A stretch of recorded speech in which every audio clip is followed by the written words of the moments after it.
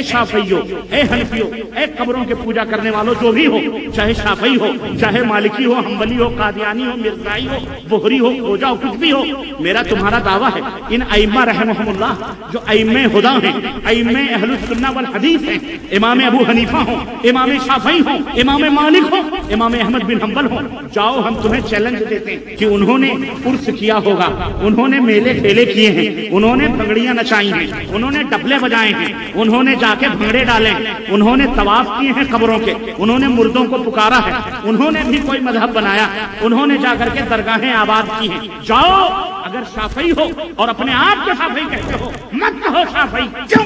اصل شافعی ہم ہیں کہ امام شافعی کے عقیدے پر ہم ہیں، امام ابو حنیفہ کے عقیدے پر ہم ہیں، امام مالک کے عقیدے پر ہم ہیں، امام احمد بن حنبل کے عقیدے پر ہم ہیں. ہم ان کے روحانی بیٹے ہیں، تم روحانی نہیں، تمہارا عقیدہ ابن سبا سے آیا. اگر آپ پہلی مرتبہ ہمارے چینل پر تشریف لائے ہیں پلیز سبسکرائب کر لیجیے. تو نبی نے جو عقیدہ بتلایا ہے اس عقیدے کے مطابق اس کا عقیدہ ہو. صحابہ کرام کسی مزار کے اوپر لکڑیاں، کسی مزار کے اوپر پھول چادریں چڑھاتے تھے؟ بتاؤ کسی مزار کی پوجا کرتے تھے؟ صحابہ کرام کسی عرس اور میلے کرتے تھے؟ تیجے دوئم سوئم فادے کرتے تھے؟ یہ جو مزاروں کے اوپر تم عرس اور میلے ٹھیلے کرتے ہوئے بناتے تھے، یہ درگاہیں بناتے تھے، یہ تعزیے بناتے تھے، یہ شدے یا علم چبوترے بناتے تھے، یہ تمام سب چیزیں کرتے تھے، قبروں سے فیضان کا عقیدہ رکھتے تھے. ارے صحابہ کرام یہ سب، اور تم صحابہ کرام کی بات کرتے ہو. میں کہتا ہوں بہت سارے لوگ اپنے آپ کو شافعی کہتے ہیں، بہت سارے لوگ حضرت امام ابو حنیفہ رحمۃ اللہ علیہ کی طرف منسوب ہوتے ہیں کہ جی ہم شافعی ہیں، جی ہم حنفی ہیں. اے شافعیو، اے حنفیو، اے قبروں کے پوجا کرنے والوں جو بھی ہو، چاہے شافعی ہو، چاہے مالکی ہو، حنبلی ہو، قادیانی ہو، مرزائی ہو، بہری ہو، کھوجا ہو، کچھ بھی ہو، میرا تمہارا دعویٰ ہے ان ائمہ رحمہم اللہ جو ائمہ خدا ہیں، ائمہ اہل السنہ والحدیث ہیں، امام ابو حنیفہ ہوں، امام شافعی ہوں، امام مالک ہوں، امام احمد بن حنبل ہوں، جاؤ ہم تمہیں چیلنج دیتے ہیں. منگلور کی سرزمین پر احباب موجود ہیں، میں چلا جاؤں گا لیکن یہ نوجوان موجود رہیں گے. کبھی مجھے امام شافعی کی ایک بات بتلا دو کہ انہوں نے عرس کیا ہوگا، انہوں نے میلے کھیلے کیے ہیں، انہوں نے پگڑیاں نچائی ہیں، انہوں نے ڈبلے بجائے ہیں، انہوں نے جا کے بھنگڑے ڈالے، انہوں نے طواف کیے ہیں قبروں کے، انہوں نے مردوں کو پکارا ہے، انہوں نے بھی کوئی مذہب بنایا، انہوں نے جا کر کے درگاہیں آباد کی ہیں. جاؤ اگر شافعی ہو اور اپنے آپ کو شافعی کہتے ہو مت کہو شافعی، کیوں؟ اصل شافعی ہم ہیں کہ امام شافعی کے عقیدے پر ہم ہیں، امام ابو حنیفہ کے عقیدے پر ہم ہیں، امام مالک کے عقیدے پر ہم ہیں، امام احمد بن حنبل کے عقیدے پر ہم ہیں. ہم ان کے روحانی بیٹے ہیں، تم روحانی نہیں، تمہارا عقیدہ ابن سبا سے آیا. کہاں سے آیا ہے؟ عبداللہ ابن سبا یہودی نے دیا. تمہارا عقیدہ یمن سے آیا، تمہارا عقیدہ یہودی کالے کلوٹے بچے سے آیا. اس خبیث نے یہ عقیدہ بنایا کہ اولیاء اللہ نبی زندہ تو سارے زندہ. تو جیسے ایک تار سے دوسرا تار ڈال دو تو وہ بھی ٹیوب لائٹ روشن، وہ بھی ٹیوب لائٹ روشن. ایسا نہیں ہے اسلام کے اندر. تو یہ یہودیوں کا عقیدہ ہے، ہم یہودیوں کے عقیدے کو کفر سمجھتے ہیں. یہ عقیدہ مت رکھو. اور اسی طرح سے ہمارے یہاں بہت سارے یہ تبلیغی بھائی لوگ، اللہ انہیں ہدایت عطا فرمائے، تبلیغی جماعت میں جاتے ہیں، ان سے بھی کہو وہ کتابیں پڑھیں. اس کتاب میں لکھا اللہ کے نبی زندہ ہیں، باقاعدے بادلوں میں آتے ہیں. کہاں سے آتے ہیں؟ بادلوں میں آتے ہیں. اور بادلوں میں آتے ہیں اور ایک بندے نے، اس کی ماں مر گئی، اس کا پیٹ پھول گیا، اس کی ماں مری، اس کا پیٹ پھول گیا. اللہ سے اس نے دعا کیا، اللہ تبارک و تعالیٰ ہماری ماں اس کا یہ حشر ہوا. ظاہر ہے کوئی غلط کام اس کی ماں نے کیا ہوگا، اس کو یہ مل گیا سزا دنیا میں، اللہ نے دکھانا چاہا. اس نے اللہ سے دعا کرنے لگا، جاگ رہا ہے ابھی ہاتھ نیچے نہیں اٹھے کہ ایک بدلی آئی، بدلی میں سے ایک نوجوان اترا، اس کے ماں کے پیٹ پر سے ہاتھ پھیرا اور اس کا پیٹ صحیح ہو گیا اور جانے لگا. تو اس نے دامن پکڑا، کہا حضرت آپ کون ہیں، کہاں جا رہے ہیں؟ کہا مجھے پہچانا نہیں. کہا نہیں. کہا میں تیرا رسول محمد ابن عبداللہ صاحب قرآن مدینے والے. استغفر اللہ. بولو استغفر اللہ، بولو استغفر اللہ. کیا عقیدہ ہے؟ تم کہتے ہو ہم میں ان میں لڑائی ہے. ارے یہ ہوائی کسی دشمن نے اڑائی ہوگی. تم میں ان میں کوئی لڑائی نہیں، یہ بی گروپ کے ہوں یا ڈی گروپ کے ہوں، یہ سارے ایک ہی ہیں، صرف وہ ایک دعوے اور غیر دعوے کی بات سمجھ آئی کہ نہیں آئی؟ ایک بریلی شریف ہے، ایک دیوبند شریف، اس لیے برا ماننے کی ضرورت نہیں ہے۔ میں یہ کہہ رہا ہوں یہ سارے عقیدے ابن سبا یہودی کے پھیلائے ہوئے، اسے شیخ الحدیث لکھیں، اسے فخر الاماثل تحریر فرمائیں، اسے کوئی اپنے آپ کو کہے میں جبریل ہوں، اگر یہ عقیدے بتاتا ہے، ایسا عقیدہ جوتے کی نوک پر، ہم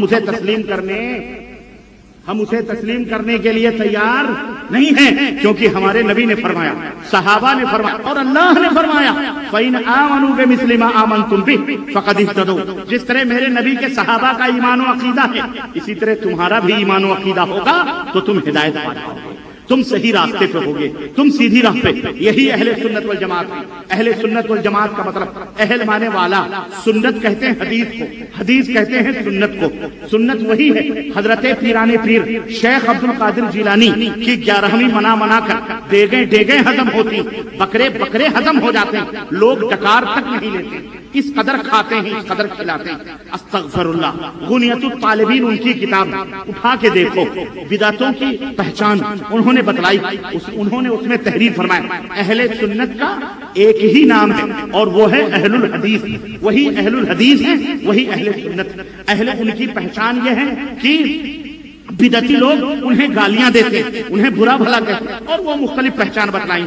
شیخ عبد القادر جیلانی بذات خود اہل الحدیث تھے، بذات خود اہل سنت، اہل سنت اہل الحدیث، اہل الحدیث اہل، ایک ہی چیز ہے، چاہے ادھر کرو چاہے ادھر کرو۔ لیکن مجھے یہ سمجھ نہ آئی کہ جو بدعت کریں، شرک کریں، وہ اپنے آپ کو اہل سنت کہیں، یہ میری سمجھ میں نہیں ہے۔ 85% معذرت کے ساتھ میں اس لیے یہ خلیاں بتا رہا ہوں تاکہ سدھرو، بگڑو نہیں۔ ابن سبا نے جو تحریک چلائی ہے، اس تحریک کے دلدلوں میں تم نہ پھنسو۔ یہ لمبی داڑیاں، یہ چوکے، یہ امامے، یہ چبوترے، شد عالم، یہ بیٹھ کر کے امت کو گمراہ کرنے والے، یہ شیاطین ہیں، یہ اللہ کے دشمن ہیں، یہ مولوی۔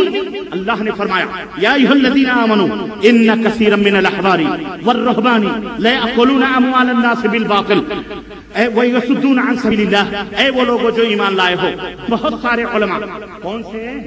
ان کثیرا من الاحبار، بہت سارے علماء، علماء کی کثرت ہوگی، والرہبان، اور تسبیح گننے والے، زاہد، عبادت گزار، مصلی تسبیح ہمیشہ ڈھکیلے جا رہے ہیں، تسبیح، تہجد، یہ وہ، یہی تقوی طہارت کی باتیں۔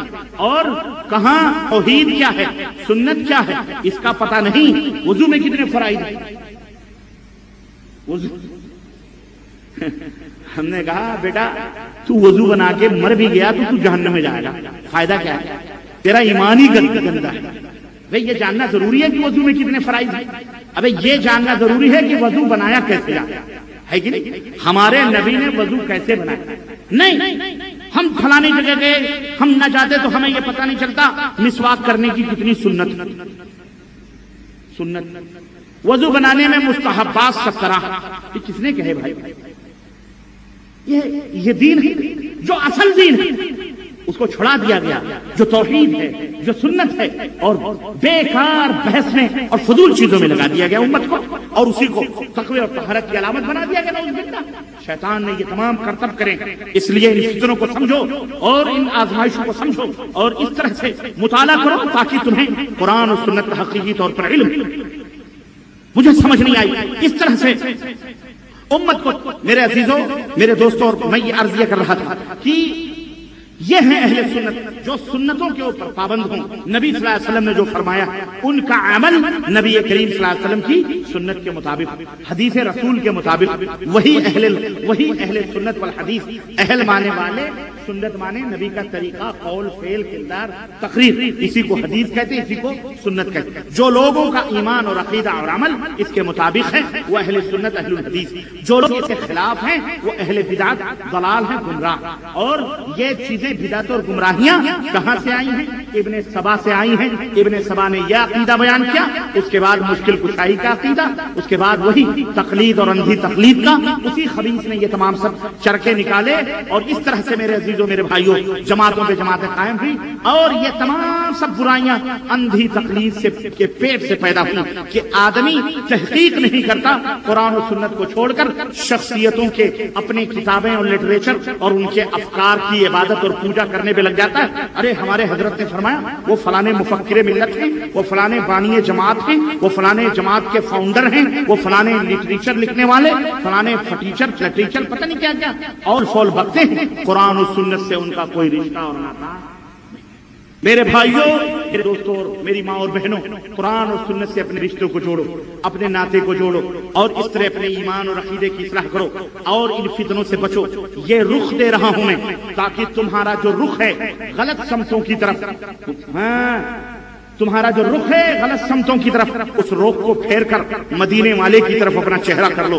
حضرت محمد الرسول اللہ صلی اللہ علیہ وسلم نے جو دین بتلایا اس دین کو سمجھو اور اسی کے مطابق عمل کرو۔ یاد رکھو جتنا عمل کر لو گے اتنا ہی جتنا نبی نے فرمایا یہی نجات کے لیے کافی ہے، یہی جنت میں جانے کے لیے کافی ہے، انہی کو اہل سنت والجماعت، وہی لوگ نجات کے مستحق ہیں۔ ورنہ نبی نے فرمایا اس امت میں 73 فرقے ہوں گے، 72 جہنمی، ایک جنت۔ وہ کون سا؟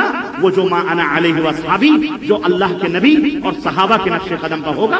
بات ہی ختم ہے، جھگڑا ختم ہے۔ جھگڑا کس بات؟ ارے یہ ازار، یہ مزار، یہ درگاہیں، یہ نیاز، یہ فاتح، یہ ائمہ جو تم نے بنائے ہیں، شافعی، مالکی، حنفی، قادری، نقشبندی، چشتی، یہ تمام سب قرآن و حدیث سے ثابت کر دو، ہم تمہارے پیچھے پیچھے چلتے ہیں۔ جب نہیں ثابت کر سکتے تو خامخواہ چیگم کی طرح کیوں دھکیل رہے ہو؟ کیوں اس کو پھاڑ پھاڑ کے ثابت کرنے کی کوشش کر رہے ہو؟ ان ہی اسماء سمیتموها انتم وآباؤکم ما انزل اللہ بها من سلطان، یہ وہ نام ہیں جس کو تم نے اور تمہارے باپ داداؤں نے بنائے ہیں۔ ما انزل اللہ بها من سلطان، اللہ نے کسی کو شافعی، حنفی، مالکی، قادری، چشتی بننے کا حکم نہیں دیا ہے۔ اللہ تعالیٰ نے یہ نہیں کہا کہ میرے نبی کے بعد جا کے شافعی بن جانا، حنفی بن جانا، مالکی بن جانا، حنبلی بن جانا، اور نہ ہی اللہ نے حکم دیا، نہ ہی رسول اللہ نے حکم دیا، اور نہ ہی ان نائبین رسول حضرات ائمہ رحمہم اللہ، انہوں نے بھی نہیں کہا میرے نام کا مذہب بناؤ، میرے نام کی مسجدیں بناؤ اور جاؤ 4 حصوں میں تقسیم ہو جانا، ایک فلانی سمت کعبے کو 4 ٹکڑوں میں بانٹ لینا، شافعی ٹکڑا، حنفی ٹکڑا، مالکی ٹکڑا، حنبلی ٹکڑا۔ یہ سب خرافات، یہ سب باطل لوگ ہیں، یہ تمام سب غلط ہے۔ ائمہ رحمہم اللہ نے ان تمام کا حکم نہیں دیا، اور کوئی مائی کا لال دنیا کا کوئی شافعی ہو، مالکی ہو، حنبلی ہو، حنفی ہو، کوئی مولوی کھڑا ہو کر کے بتلائے کہ امام شافعی نے حکم دیا ہے کہ میرے نام کا مذہب بنانا، میرے نام کا، بولو جاؤ قیامت تک کے لیے اجازت۔ کب تک کے لیے؟ قیامت تک میں جواب دے دینا۔ کسی امام نے نہیں کہا پھر تم نے کیوں بنایا بھائی؟